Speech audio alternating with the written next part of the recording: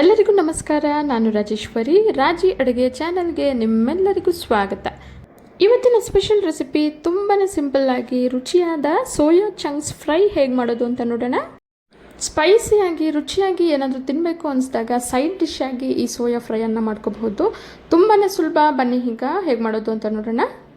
ಮೊದಲಿಗೆ ಒಂದು ಪಾತ್ರೆಯಲ್ಲಿ ನೀರನ್ನು ಸೇರಿಸಿ ಬಿಸಿ ಆಗೋದಕ್ಕೆ ಇಟ್ಟಿದ್ದೀನಿ. ಈಗ ಈ ಬಿಸಿ ನೀರಿಗೆ 1 ಕಪ್ಪಷ್ಟು ಸೋಯಾ ಚಂಕ್ಸನ್ನು ಸೇರಿಸ್ಕೊಳ್ತಾ ಇದ್ದೀನಿ. ಅರ್ಧ ಟೀ ಸ್ಪೂನಷ್ಟು ಪುಡಿ ಉಪ್ಪನ್ನು ಸೇರಿಸಿ ಗ್ಯಾಸ್ ಫ್ಲೇಮನ್ನು ಆಫ್ ಮಾಡ್ಕೊಳ್ಳೋಣ.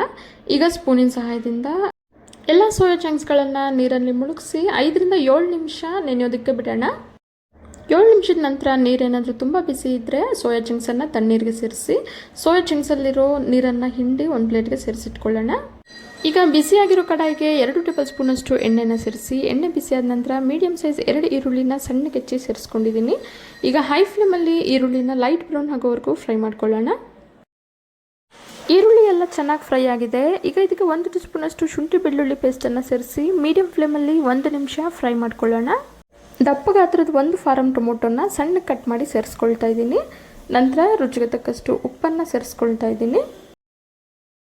1 ಟೀ ಸ್ಪೂನಷ್ಟು ಅಚ್ಚಕಾರದ ಪುಡಿ, 1/4 ಟೀ ಸ್ಪೂನಷ್ಟು ಅರಿಶಿಣ, ಅರ್ಧ ಟೀ ಸ್ಪೂನಷ್ಟು ಧನಿಯಾ ಪುಡಿ, ಅರ್ಧ ಟೀ ಸ್ಪೂನಷ್ಟು ಜೀರಿಗೆ ಪುಡಿಯನ್ನು ಸೇರಿಸಿ ಚೆನ್ನಾಗಿ ಮಿಕ್ಸ್ ಮಾಡ್ತಾ ಮೀಡಿಯಂ ಫ್ಲೇಮಲ್ಲಿ 2 ನಿಮಿಷ ಫ್ರೈ ಮಾಡ್ಕೊಳ್ಳೋಣ. ಮಸಾಲ ಪುಡಿಗಳನ್ನು ನಿಮ್ಮ ರುಚಿಗೆ ತಕ್ಕಂತೆ ಸೇರಿಸ್ಕೋಬಹುದು. ಮಸಾಲ ಪುಡಿಗಳೆಲ್ಲ ಚೆನ್ನಾಗಿ ಫ್ರೈ ಆಗಿದೆ. ಈಗ ಇದಕ್ಕೆ 1 ಕಪ್ಪಷ್ಟು ನೀರನ್ನು ಸೇರಿಸಿ ಚೆನ್ನಾಗಿ ಮಿಕ್ಸ್ ಮಾಡ್ತಾ ಮೀಡಿಯಂ ಫ್ಲೇಮಲ್ಲೇ ಟೊಮ್ಯಾಟೊ ಎಲ್ಲ ಪೂರ್ತಿಯಾಗಿ ಮೆತ್ತಗಾಗೋವರೆಗೂ ಬೇಯಿಸ್ಕೊಳ್ಳೋಣ. ಟೊಮ್ಯಾಟೊ ಎಲ್ಲ ಚೆನ್ನಾಗಿ ಬೆಂದು ನೋಡಿ ಸೈಡಲ್ಲೆಲ್ಲ ಎಣ್ಣೆ ಬಿಡೋದಕ್ಕೆ ಶುರುವಾಗಿದೆ. ಈಗ ಇದಕ್ಕೆ ಅರ್ಧ ಟೀ ಸ್ಪೂನಷ್ಟು ಮೆಣಸು ಪುಡಿಯನ್ನು ಸೇರಿಸ್ಕೊಳ್ತಾ ಇದ್ದೀನಿ. ಮೆಣಸು ಪುಡಿಯನ್ನು ಸೇರಿಸಿ ಮತ್ತೊಮ್ಮೆ ಚೆನ್ನಾಗಿ ಮಿಕ್ಸ್ ಮಾಡಿದ ನಂತರ ಸೋಯಾ ಚಂಕ್ಸನ್ನು ಸೇರಿಸ್ಕೊಳ್ಳೋಣ. ಸೋಯಾ ಚಂಕ್ಸ್ನ ಸೇರಿಸಿದ ನಂತರ 1 ಚಿಕ್ಕ ಕ್ಯಾಪ್ಸಿಕಮ್ನ ದಪ್ಪಕ್ಕೆ ಕಟ್ ಮಾಡಿ ಸೇರಿಸ್ಕೊಳ್ತಾ ಇದ್ದೀನಿ. ಕ್ಯಾಪ್ಸಿಕಮ್ನ ಸೇರಿಸಲೇಬೇಕಂತಿಲ್ಲ, ನಿಮ್ಗೆ ಬೇಡ ಅಂತಂದರೆ ಸ್ಕಿಪ್ ಮಾಡ್ಕೋಬಹುದು. ಬರೀ ಸೋಯಾಲೇ ಈ ಫ್ರೈಯನ್ನು ಮಾಡ್ಕೋಬಹುದು. ತುಂಬಾ ರುಚಿಯಾಗಿರುತ್ತೆ. ಮೀಲ್ ಮೇಕರ್ ಹಾಗೆ ಕ್ಯಾಪ್ಸಿಕಮ್ನ ಸೇರಿಸಿ ಚೆನ್ನಾಗಿ ಮಿಕ್ಸ್ ಮಾಡಿದ ನಂತರ ಮೀಡಿಯಂ ಫ್ಲೇಮಲ್ಲೇ 10 ನಿಮಿಷ ಫ್ರೈ ಮಾಡ್ಕೊಳ್ಳೋಣ. ಫ್ರೈ ಮಾಡಬೇಕಾದ್ರೆ ಕೈ ಬಿಡದಾಗೆ ಈ ರೀತಿ ಸೌಟಾಡಿಸ್ತಾ ಹದವಾಗಿ ಫ್ರೈ ಮಾಡ್ಕೋಬೇಕು.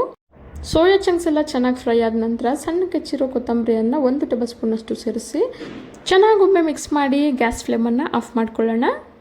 ಸ್ಪೈಸಿಯಾಗಿ ರುಚಿಯಾದ ಸೋಯಾ ಚಂಕ್ಸ್ ಫ್ರೈ ಈಗ ಸರ್ವ್ ಮಾಡೋದಕ್ಕೆ ರೆಡಿಯಾಗಿದೆ.